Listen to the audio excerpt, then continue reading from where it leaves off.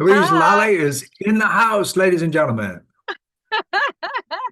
Hello, my friend. It's lovely to meet you. Hello, lovely to meet you. Lovely to meet you. You come with great credentials. A lot of people that I love and respect are well connected to you and friends with you. And so, yeah, this was fully made sense that we're going to learn about some training ideas in retail, maybe.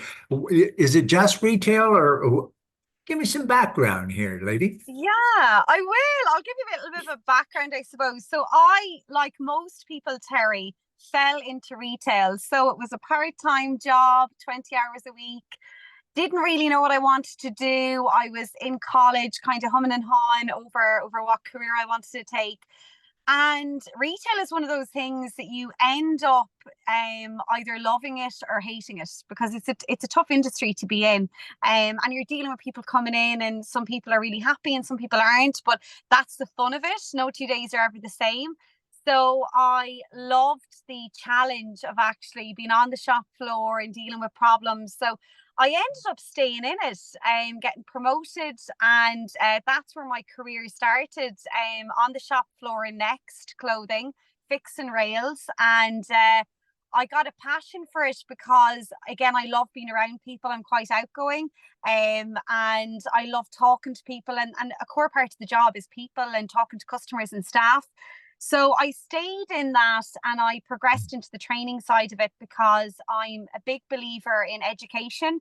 And I think it's a gift for many people around the world, Terry. As you know, um, they're not as fortunate as we are in Europe with having education affordable and being able to have education. And there's a lovely foundation called the Retail Orphan Initiative, and they work with schools in Africa where they actually go out and they support these schools in design and training and volunteering. And I'm quite excited. I'm going to be actually getting involved in that soon. But I just think, we're here on this planet Earth for a certain amount of time, Terry, and empowering people through knowledge, I think, is a gift that anyone can give, and that could be in the form of mentoring, or coaching, or doing training or whatever that might be. So for me, being in management, what made me stay was I didn't have a lot of confidence in having difficult conversations, Terry. And this is where my business all came about. And it became very apparent early on that Louise is a people pleaser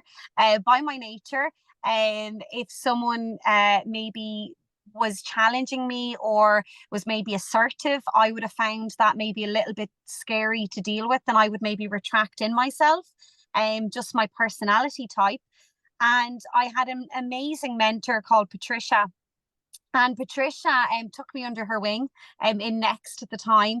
And she showed me how to have those awkward conversations that I had stopped progressing in my career because I couldn't actually go any further without actually honing in and learning how to have those conversations. And because the further you go up, Terry, it's more about the people than it ever is about the task. Okay.